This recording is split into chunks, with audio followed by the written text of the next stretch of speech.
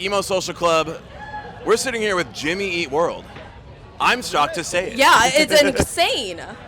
I've been saying this about a lot of the artists that I've been seeing here today. I'm like, you know you're in that band, right? And like as a fan and like somebody who's just been like, oh, I'm just sitting right next to Jimmy Eat World. It's like, oh, my brain can't fathom this or understand it. I can't believe it. We just did this like review of all the records that are being played. Bleed American was like one of the first ones we did. And I was like, it is insane how good this record is. Oh, man, thank you so Still much. holds up, still incredible, bangers from top to bottom. How did you do that? To do things that are fun for us as musicians, and making Bleed American was, just us in the studio with Mark, our producer, and just trying to explore our ideas with what we knew about making records at the time, and it worked. You did like such an incredible thing for the scene here. Emo Social Club, we're sitting here with Jimmy Eat World. I was so amazed just to be here that I forgot to hit record on the fucking podcast, so good on me. Happens to the best. Everybody Yeah, we gets get one. That's our one for today. Yeah. You get one. Yeah, we were saying Bleed American is a phenomenal record. You're playing it here when we were young. What was the, because this is the 20th year anniversary of Futures. So what was the choice to do Bleed American and not Futures, which I also love and would have been happy to see too? The festival asked us to play Bleed American. Okay, That'll do it. fair enough. And so we said, well, you're writing the check, we better not tell them Yeah. and do. You said, damn, I guess we had to do it to him then. No, but I mean, it's kind of cool because we'd never really done Bleed American as a record, like as a thing. So, and we did do a tour at the 10th anniversary of Futures. Yeah. Where we played the whole record. So this is like a, we just haven't done this before, so it made sense. All right. And then are we going to expect any more show dates that are more nationwide, potentially, of you doing Bleed American or Futures? I don't think we have anything planned to do album shows anytime soon in the future. I mean, kind of after this, it's about writing new stuff and working on a new record. Okay. All right. That's awesome. We'll be putting that in our list of our top favorite Jimmy Eat World albums Yeah. when it comes out.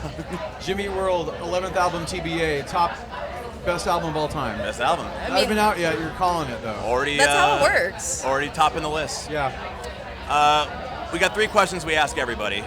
First question is, what is the most emo song you are listening to right now? Bill Withers, Ain't No Sunshine. There you go. That is an They emo bring song for sure. Tears to my eyes. Yeah. There you go. That is pretty goth when you think about it. Yeah.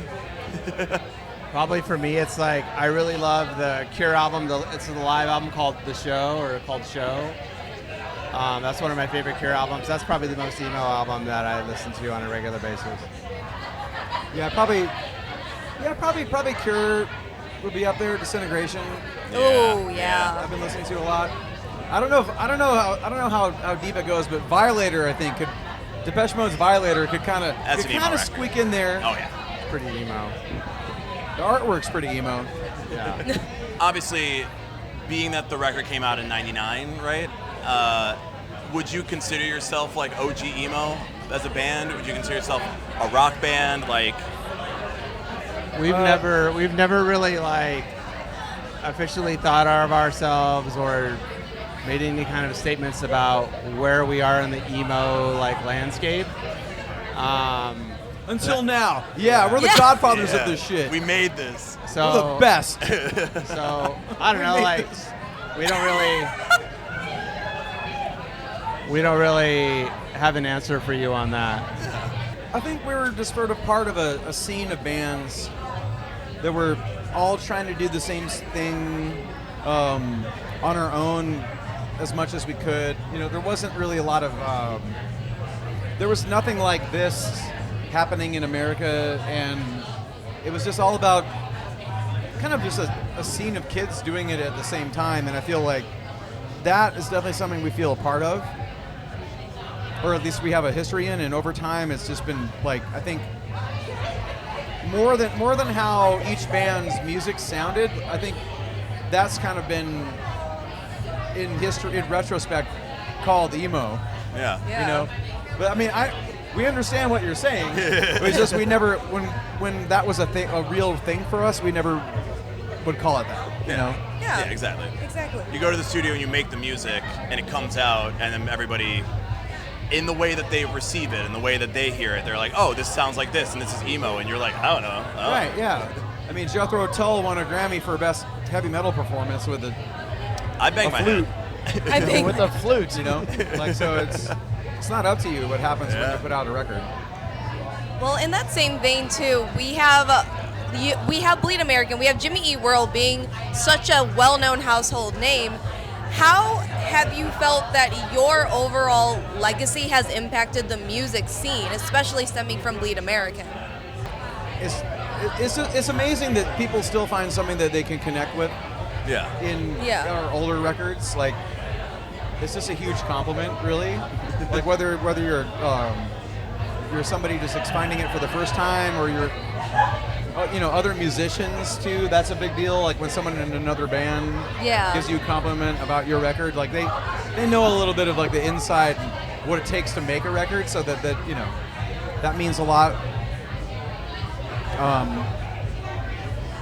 But it's not anything we ever expect. You know? Yeah. These are all like it's hard because like where we are in the emo landscape or how other bands enjoy our music is not something we think about. So it's hard for us to answer those things. I will say too, when can we get a Bleed American cinematic movie? Because I listened to it and I'm like, this is exactly the coming of age soundtrack, and it would bang in like an A24 movie format. Like a Sphere show? Yeah. Yeah. Put together a Sphere show? I don't know if we have a big enough draw to pull that off. We're making the Bleed American movie today. Yeah. You guys just did a tour. We saw you with Fall Out Boy.